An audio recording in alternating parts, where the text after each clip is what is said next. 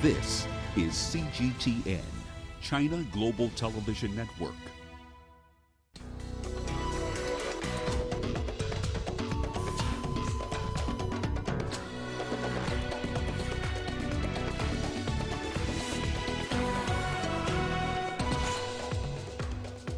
Another gas explosion in Nigeria killed at least 4 people in Lagos. U.S. vice presidential candidates face off in a debate, trading barbs over Trump's failed coronavirus response. And how can Africa utilize water technologies to reduce reliance on rain-fed agriculture? Our food production series continues. Hello and welcome to Africa Live. As always, great to have you with us. I'm Richard Nta, live in Nairobi. And for those of you joining us from across the continent and around the globe, we thank you for joining us. Let's take a look at other stories making headlines this hour. And in business, the World Bank is confident sub-Saharan Africa will reverse an economic contraction next year. And in sports, Letessen Bet Gide and Joshua Chiptegei break world records in Valencia, Spain. Once again, welcome to Africa Live. So good to have you with us. I'm Richard Nta. Let's begin in Nigeria, where 4 people have been confirmed dead in yet another gas explosion, this time in the Barua-Ipaja area of Lagos. The incident occurred around 6 a.m. on Thursday, throwing residents into panic. Spokesperson of the Lagos State Emergency Agency, Nosa Okunbor, confirmed that emergency responders are on ground to stop the fire spreading to other buildings. Authorities believe that a gas station belonging to Best Roof Cooking Gas exploded. The blast razed a school building, 24 shops, and 6 other buildings around the gas station. Now, let's get more from CGTN's Deji Badmus joining us live from Lagos. Deji Badmus, thank you so much for joining us here on Africa Live. Let me begin by asking you, what more can you tell us about this explosion?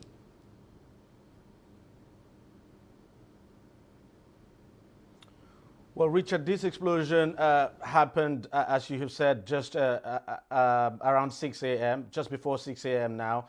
And it's just something similar to the last explosion we had in September, just last month here. And it was a gas tanker. The gas tanker was discharging gas around the gas plant, and then what we understand is that the generator of the gas plant, that's what eyewitnesses have been saying, that the generator of the gas plant was running at the time, and then there was obviously a leakage around the valve of the gas tanker, and there was this huge explosion, of course, affecting most of the buildings around the area.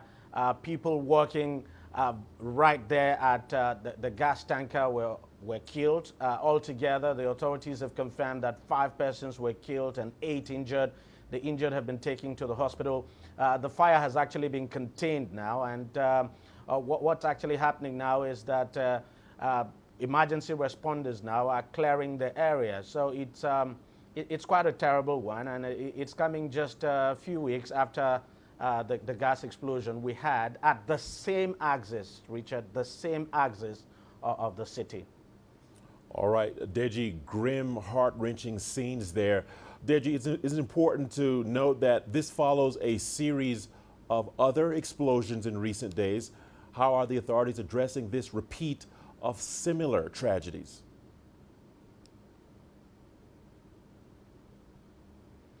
Well, to be candid, the Lagos State government has actually not come out with any blueprint at all as to what to do about this recurrent fire incident, especially having gas plants in densely populated areas.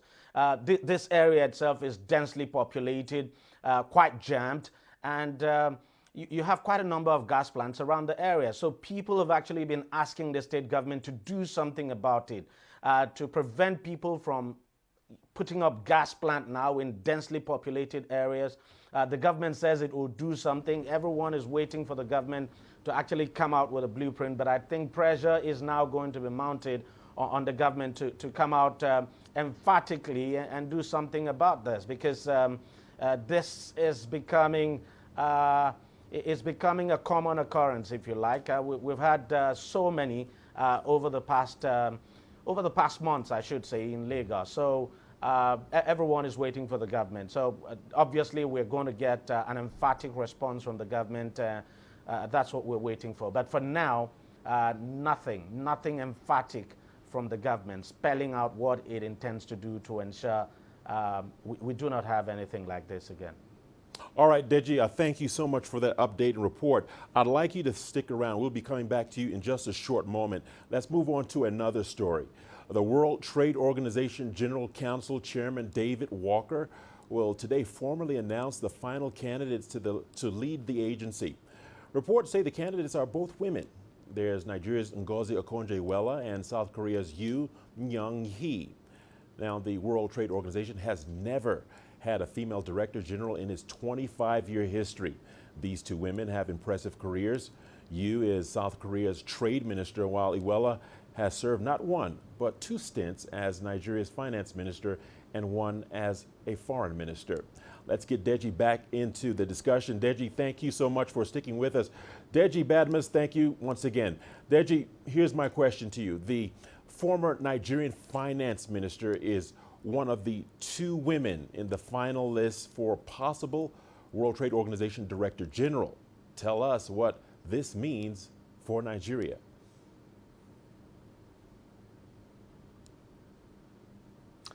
Richard, it's a very big deal for Nigeria, and the government was pretty confident that Okonjo-Iweala would get it, and that's still the hope. The government has actually issued a statement congratulating her and saying that it believes that eventually she would nick it, that she would become the next Director General of the WTO. We just have to wait and see, but it's a big deal for Nigeria. And the country, it's because of the confidence now that the government and the country has in Dr. Iweala. That's the reason why, if you remember, she was not the initial candidate of the country, but then the government had to replace that individual who was initially nominated, substituted the name with that of Dr. Okonjo-Iweala. It tells you the kind of confidence the government has on her, and the country. It's at the moment people are really happy and excited. It's all over the media, congratulatory messages coming in, and everyone here believes that eventually she's going to get it, and that this will help to further bolster the image of the country in the international scene. Don't also forget that Okonjo-Iweala is some kind of, she's an international figure, if you like. I mean, been a managing director of the World Bank, been finance minister of this country on 2 occasions, been foreign affairs minister. So she basically has all the credentials, if you like, that would be required to make the next WTO DG. And so everyone here is pretty happy that she's made the final shortlist, and everyone is hopeful that eventually she's going to get the job. So fingers crossed. But we're very positive. And the good thing is that the European Union is supporting her. The government has issued a statement thanking the European Union and urging other countries and other blocs now to come out and support Dr. Iweala to ensure she gets the job eventually. Richard? Well, excellent reporting. Deji, thank you so much for your insight and analysis. Well, let's turn our attention now to the United States, where U.S. Vice President Mike Pence and his Democratic challenger Kamala Harris have squared off in a debate. The two clashed over a number of issues, including the government's coronavirus response, trade, and the environment. The debate in Salt Lake City, Utah, took place as President Donald Trump continues to be treated for COVID-19. Phil Crowther reports. Welcome, California Senator Kamala Harris and Vice President Mike Pence. I'll tell you what, for those who watched the presidential debate last week in Cleveland, this was a completely different matter, not many interruptions. It was not quite as a toxic or chaotic an affair as that first presidential debate was. Now, that doesn't mean that the two vice presidential candidates really answered the questions that were asked of them, but at least it wasn't all too aggressive. Now, when it comes to the topics that were discussed, there were plenty, as you said. Climate change, healthcare, with the Affordable Care Act being in danger at this point. Foreign policy was also discussed at length, but of course The topic that is really the backdrop to this vice presidential debate is undoubtedly the increasing coronavirus pandemic, with Kamala Harris, the senator from California and the vice presidential candidate on the Democratic side, saying that the Trump administration was guilty of the greatest failure of any presidential administration. On January 28th, the vice president and the president were informed about the nature of this pandemic. They were informed that it's lethal in consequence, that it is airborne, that it will affect young people, and that it would be contracted because it is airborne. And they knew what was happening, and they didn't tell you. When Dr. Fauci and Dr. Birx and our medical experts came to us in the second week of March, they said if the president didn't take the unprecedented step of shutting down roughly half of the American economy, that we could lose 2.2 million Americans. Now, that's the reality. Thank you. They also Thank you, said Vice to us if we President did Pence. everything right, Susan, we could still lose more than 200,000 Americans. Vice Now, President one Pence. life lost is too Thank you. many, Susan, but the American people, I believe, deserve credit. There is still no confirmation from authorities in Mali on the return of two hostages, aid worker Sophie Petronon and opposition leader Somalia Cisse. The two had reportedly been released in a prisoner swap for Islamist insurgents. Mali has freed more than 100 prisoners as part of the negotiated swap. The aid worker was abducted in December 2016 in the northern Malian city of Gao, while the opposition leader has been held since March of this year. Now we have Mamadou Tapili, a journalist based in Mali, joining us live from Bamako. Mamadou Tapili, as always, great to have you on Africa Live. What more do we know about the release of the opposition politician Somalia Cisse and the French aid worker Sophie Petronon? Yes, the questions remain a bit complicated still now, a bit delicate, because firstly, yesterday it was like a big of relief, of pain to the populations of Bamako when they heard that Soumaïla Cissé, the leader of the opposition, will be released. And of course, for the French humanitarian Sophie Petronon. Even the son of Sophie Petronon arrived in Bamako after hearing this news that his mother is going to be liberated. But later on, people has been mobilizing themselves in any sectors. I mean, in the political party of Soumaïla Cissé, at the airport, in his family, a lot of people come to sympathize with him. But they wait in vain, nothing happens. So through this, we can see and different informations, different people close to the junta, that the negotiations are still ongoing with the king of the desert today, as we said, this is Mr. Yat Agali has in all the control, and these hostage are in the hand of Yat Agali. And actually, there is a call, a missioner of Yat Agali who's called Agbibi, Hamad Agbibi, who is the negotiator, and publishing his name is becoming a bit difficult because this is a question of more discretions and more professionals, as French people even have said, even also Malian. But it comes so quickly out exposed on the news that the people are all talking about it, which can which can even complicate the negotiations as it's still going on. Apart from that, I mean, officially people were just talking about 130 hostage liberated, and from a source close to the terrorism group, jihadist group, they're talking about 206 people should be liberated. So effectively, there's still non-official numbers of it and non-official declarations about their liberations. Even French government haven't said anything official concerning Sophie Petronon liberations also. So today in Mali, people are a bit confused about these informations, and they are just waiting what next going to be happen, because nobody can make sure. And you can notice that were not, as they said yesterday, they are not in a plane from Thessaloniki, neither in Gao, neither coming to Sevare or Bamako. Still today, it's remained the same information as yesterday. as it's been said, but nothing is confirmed for the moment. All right, Mamadou Tapili speaking to us live from Bamako. Thank you for keeping a close eye on that story. And now let's turn our attention to Sierra Leone, where the former president, Ernest Bai Koroma, has been summoned to appear before the country's anti-graft commission on Thursday. Koroma was summoned to answer questions about alleged corruption during his tenure of just over a decade in office. The commission, which has prosecuting powers, is investigating alleged wrongdoing in connection with mining, construction, and procurement contracts. The summons by the commission is part of an effort by Koroma's successor, President Julius Maada Bio, to pinpoint who was behind the country's economic collapse. In conjunction with the inquiry, Koroma and more than 100 officials have been barred from leaving the country after a judicial probe accused them of unlawfully enriching themselves during the 2007 to 2018 tenure. Koroma has previously denied any wrongdoing, and just a short while ago we spoke to Othniel Gooding, a freelance journalist in Sierra Leone, and let's listen in to what he had to say.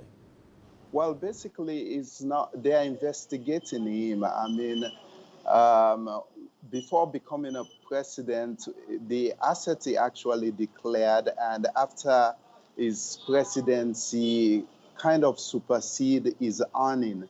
So they are looking into properties acquired while in presidency to see if there is any illegal means of acquiring this property. So these are like preliminary investigations from the Commission of Inquiry that was recently held. Well, the former president is being investigated as a result of his assets which he acquired during his presidency, because before becoming president, he declared his assets, and then after his presidency, there were a whole lot of assets acquired, and they want to check whether these assets were acquired illegally or as a vantage point while he was president during his era. So it's a kind of preliminary investigation from the recently concluded Commission of Inquiry that resulted in the publication of a white paper.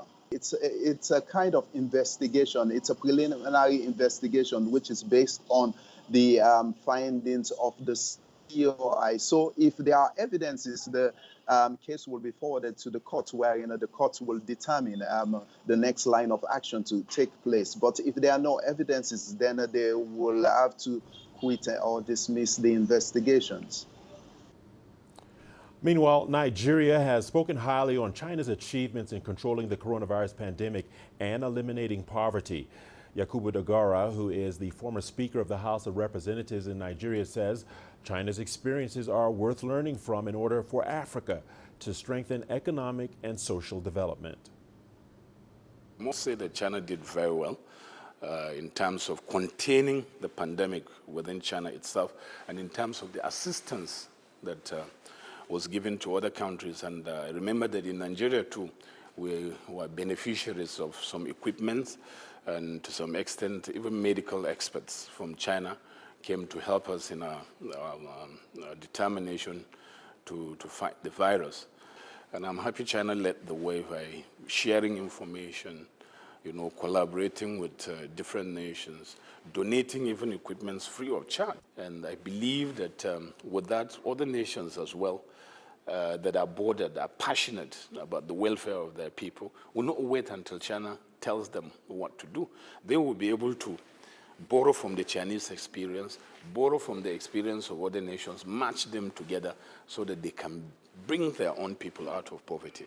I sincerely believe that if we are able to lift people out of poverty, we will end 80% of the challenges of security that we face all over the world. Well, the news continues on Africa Live. We will see you on the other side of the break with a lot more news. Here's a look at what's ahead. In our continuing series on food production in Africa, today we focus on water for agriculture.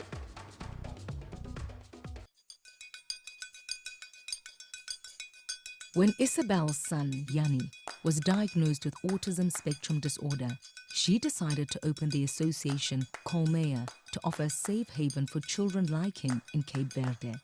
The association has become the face of intellectual disabilities in a country where stigma is rife. Tem que concilia caroscos e concilia vida de minha filha com essa associação que funda com o objetivo de dar resposta àqueles outros mães que não acreditam que ama seus filhos igual que não ama minha filha.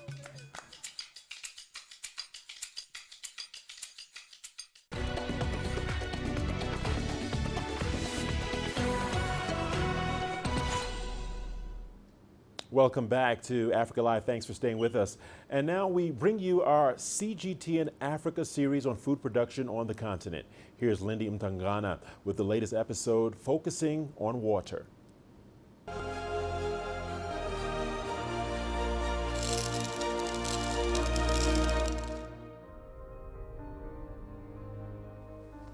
With fragile ecosystems facing the additional strain of climate change and droughts and floods becoming ever more common, Africa has to rethink its reliance on rain for its agricultural sector. From Egypt's new and old irrigation systems to Tunisia's sand farming and the Zimbabwean government's support for irrigation, today we look at water. As a dry nation, Egypt relies mainly on the River Nile and groundwater for its irrigation. But with a limited share of the Nile and very little reusable groundwater, the country is fast-tracking the advancement of its irrigation systems to save water and boost productivity of its cultivated land. CGTN's Adel El-Mahroui has more.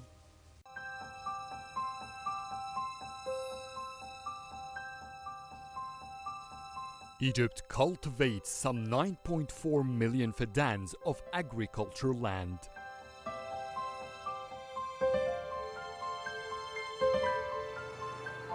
That consumes 85% of the country's Nile water. The government classified 6.1 million fadans as old land, most of which use flood irrigation. It's a traditional way of distributing water by pumping it from a source like the Nile River and distribute uncalculated volumes of water across the entire land through small channels. This irrigation system has been practiced for centuries, and farming takes place around the Nile on fertile lands like the ones here in Meet Abu Ali village. Farmers here continue to enjoy abundant waters for their food production. Sometimes there's little water during the dry season, but usually we have plenty of water. It's everywhere. However, this is a wrong assumption by the 29-year-old Hassan Saleh. The fact is, Egypt has the lowest water share per capita ever registered in the country.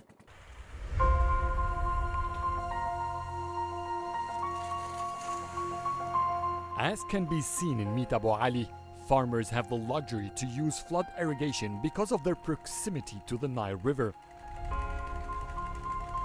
The government, however, is moving in a completely different direction to avoid wasting billions of cubic meters every year by use of these water pumps and water channels.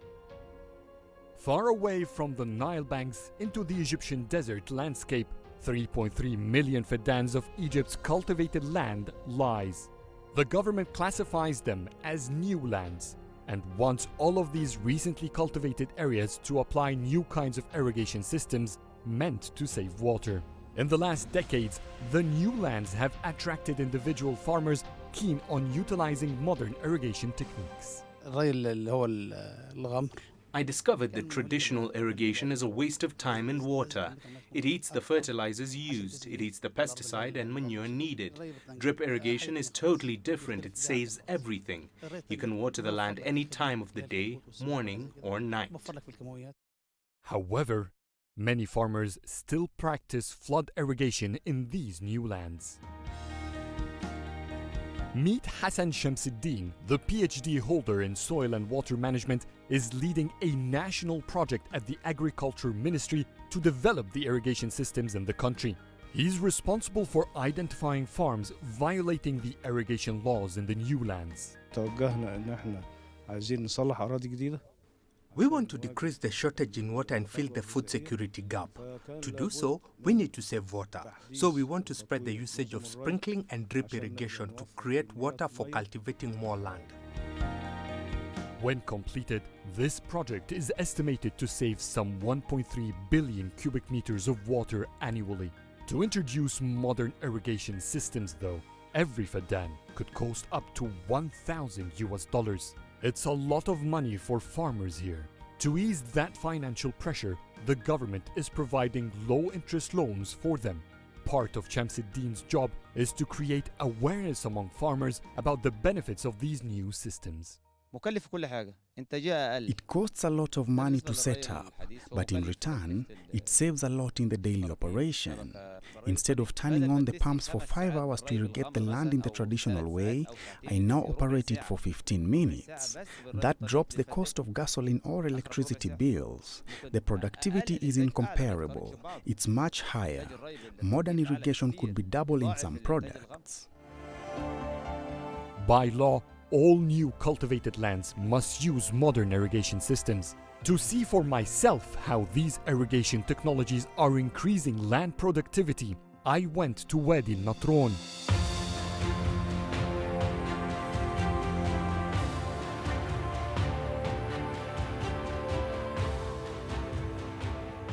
It's a huge cultivated desert area northwest of Cairo. Chasing its food security, the Egyptian Western Desert is promising hope. Patches of green are growing out of its lifeless yellow as the country moves to grow all kinds of crops in the sand.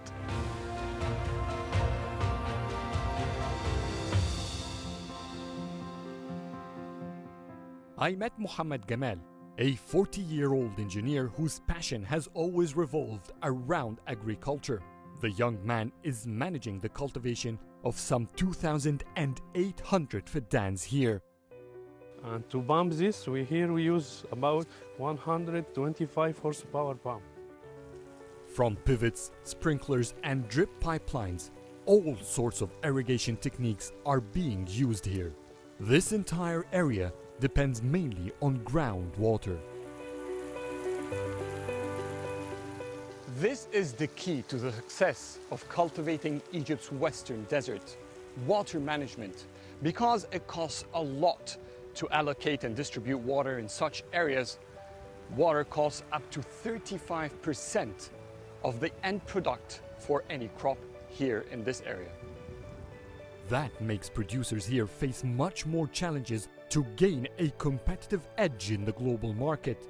Gamal's job is to ensure that his land produces the biggest volumes with the least water needed. Egypt is the #1 country in the world in citrus production. It's also among the top in potatoes, strawberries, and has been recently expanding massively in producing sweet corn. We have to work more in efficiency to reduce the cost, to compete other countries that they have high organic soil, organic matter, and they have rain. So you mean it could be better if Egypt, instead of focusing to cultivate the things it needs, it should cultivate the crops that it can export and then purchase what it needs? Sure, it's better because this is cash crop.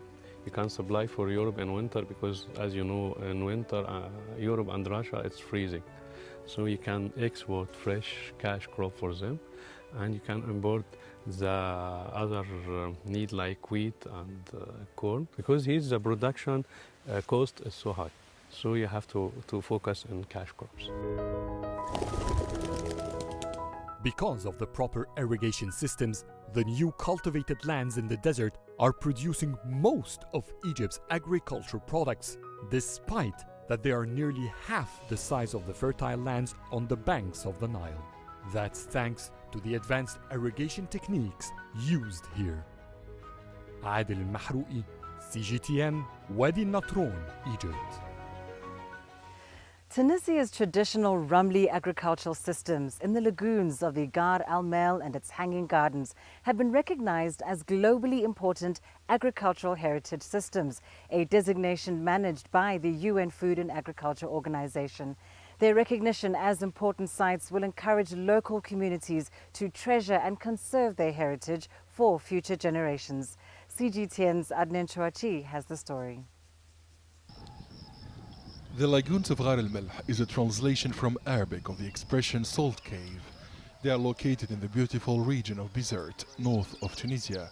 This is where Ramli agricultural practices, meaning on sand, were created in the preserved gardens between the 16th and 17th century by the Andalusian diaspora to cope with the lack of cultivable land and fresh water. Ali Garci is a retired teacher and farmer who was born and raised in the area of the Lagoons of Rarelmel. These lands were created by nature. There were small islands formed by the sand, which is moved by seawater currents. Andalusians lived in a very small territory, so they exploited the natural lagoons between the mountain and the sea for agriculture. The ingenious practices are based on a passive irrigation system where the roots of the plants are fed through each season by rainwater stored and floating on the surface of the sea through the movement of the tides. This traditional system makes it possible to grow crops all year round without artificial water supplies, even during periods of drought. Now the farmers are coping with the challenge of water scarcity in summer. When the rainfall was more important and regular, rainwater was stored for months, and the roots of the plants could be fed easily. In addition, the movement of the tides was interrupted in some areas following the construction of a road over some sections of the lagoons in the 1970s. Since then, some farmers are fighting for survival. The local Union of Agriculture and Fisheries provides financial aid and technical assistance to hundreds of farmers in order to valorize local products. This farming technique is unique as it uses a natural phenomenon to irrigate hectares of land on sand. Preserving this ancestral tradition is important in order to guarantee food security for the population in the surrounding villages. Ahmed is a 71-year-old landowner who has refused to sell his plots to Tunisian and foreign investors. He still clings to agriculture and refuses the urbanization of the region. Some people who inherit lands do not hesitate to sell their plots to any newcomer who pays millions. While I believe in my sacred role as the guardian of this territory, Tunisia has no future without agriculture. The farmer lives on this island, which produces the best organic fruits and vegetables in the North African state. The traditional knowledge preserved over the centuries enables Ahmed to maintain the lagoon plots through the precise supply of sand and organic matter so that the crops reach the right height, allowing the roots to be irrigated by a fine fresh water and not to be affected by salt water. Some traders drive for over 120 kilometers to buy, then distribute the precious products of the lagoons at the wholesale market in the capital city Tunis. This wholesale market is the favorite destination for over 10,000 merchants from 24 regions across Tunisia. However, only a few vendors can afford to distribute the fruits and vegetables of the lagoons. I have no problem selling the products of the lagoons. Their price could be higher because of the transport cost, but it's worth it. Consumers like the taste of the organic products. I support small producers and street vendors who offer the best quality products. Nowadays, eating organic fruits and vegetables is a privilege. There are less than 6,000 inhabitants in Rarelmel. Their number increases to over 100,000 tourists in the summer. Consequently, there are more consumers of the Ramli fruits and vegetables from June to September. As a result, the farmers in the lagoons are not tempted to abandon their lands as long as demand for organic products is on the rise in Tunisia. Adnan Shawishi, CGTN, Rarelmel, Tunisia. Climate volatility has left communities that rely on rain-fed agriculture increasingly vulnerable to food shortages. Irrigation is vital for achieving food security and improving livelihoods, and nowhere is this more evident than at the Negomo irrigation scheme in... One of them is Barnabas Guara, who's growing a variety of valuable horticultural crops. We have a variety of healthy food. Each farmer has 1 to 2 hectares of land, and we grow green maize, sweet potatoes, beans, peas, and citrus. The availability of water has had a transformative impact on the quality of life here and has allowed farmers to diversify from seasonal crops to high-value produce that permanently keeps their fields green. Before the irrigation was installed, we used to focus solely on maize and a bit of cotton, but we have now discovered that these horticultural crops are more viable and faster yielding, so we are always putting money in our pockets throughout the year. They have also improved our health and nutrition because we are now eating foods we never used to, like peas. The scheme has been an oasis amidst scarcity in the hard-hit hinterland. This scheme is impacting this whole region because we employ people from surrounding communities that are not part of the scheme to work for us in return for the food we farm. Produce grown here is finding its way to markets far and wide. When we met one of the scheme members, Monica Zumbunu, she was packing an order of 50 dozen green mealie cobs destined for the capital, Harare, some 90 kilometers away. It's attractive for traders to come and buy from us because we give them a good price but still make a profit. Irrigation has been beneficial for us because we can afford to take care of our families and send our children to school. We used to take farming lightly, but we have learned that it is a business that we should take seriously. But the source of their thriving livelihoods has not been spared from the risks posed by the volatile weather. Negomo Dam's capacity is 5 million cubic meters. However, the emergence of those dry outcrops indicates that it's well below that level, and that has farmers here worried. 2 successive drought years have shrunk water to a precarious low, forcing the scheme's leadership to resort to rationing. We are now watering the fields 5 days a week between 5 p.m. and 4 a.m. Fortunately, we are in winter and there is less moisture stress on the crops, but we may have to adjust the schedule in the coming months when it gets warmer because the plants will require more water. The chairperson is confident that they will pull through unless there's another drought, a fear that highlights just how important irrigation is for a nation yet to fully harness its water resources. The potential for irrigation in this country is about 1.5 to 2 million hectares. But that has been the case since 1980. Nothing much has changed. We only utilize about 206,000 hectares for irrigation purposes across all our agricultural farming systems, which means that we are losing a lot of opportunities, so probably 75% of the irrigation potential is not being utilized. So why is it like that?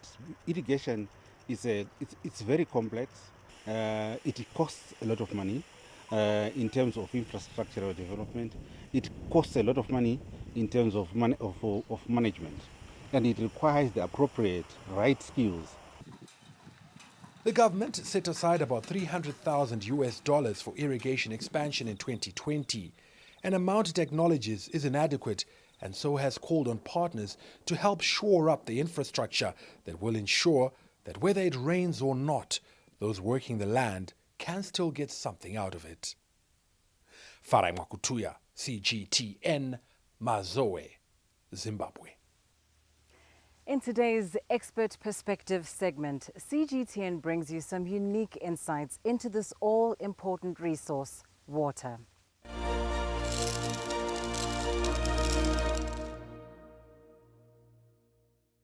Hi, I'm Stephanie Fried in Central Israel, and I'm joined by Roberto Nta. He's an expert in drip irrigation with Israel's Agriculture Ministry. Roberto, thank you for joining me. What kind of impact has been brought to the world or in this country by the advent of drip irrigation? The fact that we supply water plus nutrients directly to the root system brings about a lot of energy saving, water saving, fertilizer saving, and manpower saving. In Africa, countries like Senegal, Benin, Niger, they've all been exposed to an Israeli irrigation system called TIPA. What is unique about that system of irrigation? TIPA is a system that is very inexpensive due to the fact that the wall of the pipe is thinner than what we use in Israel. Therefore, the system is, as I said, inexpensive, so that the initial investment for the grower is much lower than the usual drip irrigation. On the other side, you must bear in mind that it lasts for few years, depending on how thick the wall is. What advice would you give Africa on reliance on rain and use of water for food production? Drip irrigation gives you a sort of assurance that if there is a problem with the weather and there is not enough waterfall, you can open your system and supply the water that the plant needs. Areas where there's a lot of rainfall, there is leaching of nutrients. With drip irrigation, you supply the nutrients directly to the root system, so the plant is able to uptake the nutrients even when there is a lot of leaching due to heavy rainfall. What are some of the lessons over the years that Israel has learned about sustainable water usage for food production, lessons that Africa could learn from? Using sensors for monitoring irrigation and fertigation, that is the technique of injecting fertilizers and using the irrigation water as a vehicle to supplying nutrients to the plant. We also use drones to detect the amount of water we need to supply to the plants, and also the amount of nutrients by especially taking pictures, for example with infrared, etc., that allows us to see what our eye cannot see. So the technology we have today available, it's nothing to do with the technology we had before. We can do almost everything we can dream of. Hopefully.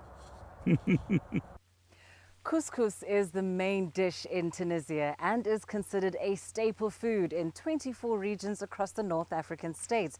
Despite the modernization of Tunisian cuisine, experts assert that the recipe of this tasty dish has not changed for over 1,000 years.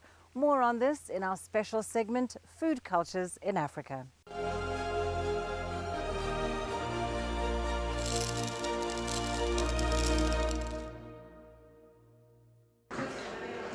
Amira Benzio is a Tunisian chef and a civil society activist who is preserving old couscous recipes. This dish is made in different ways, but the couscous with lamb and vegetables is the most popular throughout the country. I always put all the main ingredients on the table before cooking. The couscous is the symbol of staple food in Tunisia.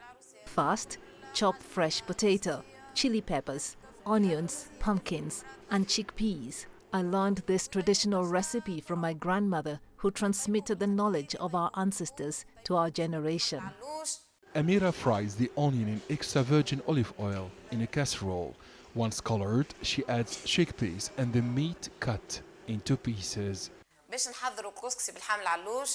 When the meat color changes to brown, add 2 big tablespoons of tomato paste and pour 4 cups of water. Add the vegetables and stir the mix, and add salt and pepper as well as red chili powder. Next, reduce heat to medium and cook until the meat falls off and the vegetables are cooked.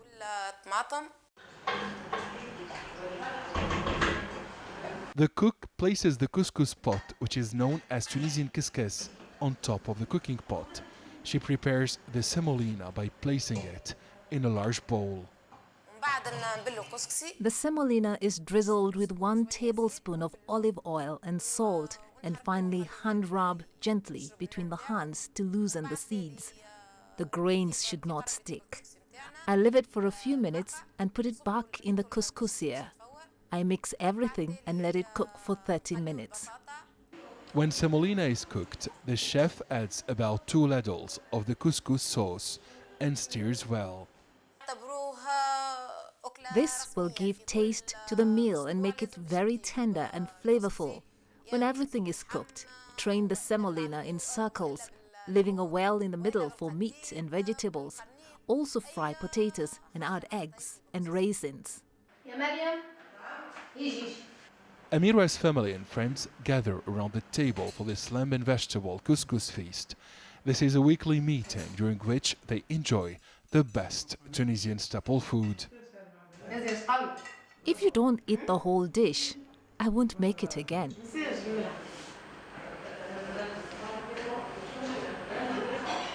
And on that enticing note, we wrap up day 4 of our special series on food production in Africa. Tomorrow, we take a look at seed science on the continent. Back to you in studio. And we are not done just yet. We've got your business news coming up after the break. Here's a look at what's ahead. Coming up in business, the World Bank is confident Sub-Saharan Africa will reverse an economic contraction next year.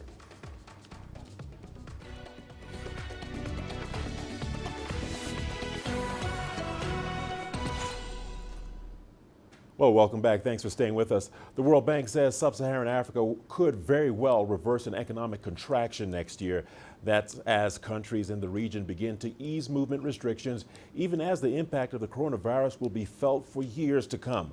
The international lender is concerned of how the pandemic has put a decade of hard-won economic progress at risk. Sub-Saharan Africa's gross domestic product is on track to shrink 3.3% this year, its worst performance on record.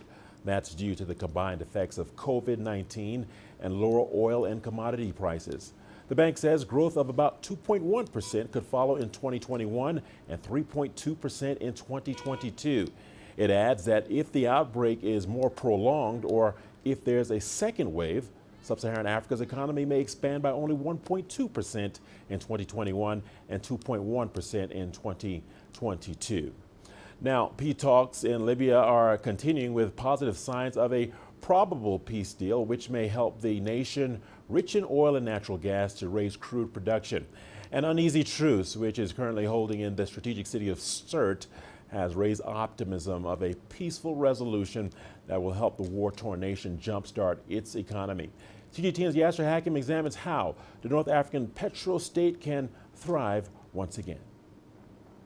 Libya's oil production amounts to over 90% of its income, and it still has rich oil reserves that remain untapped.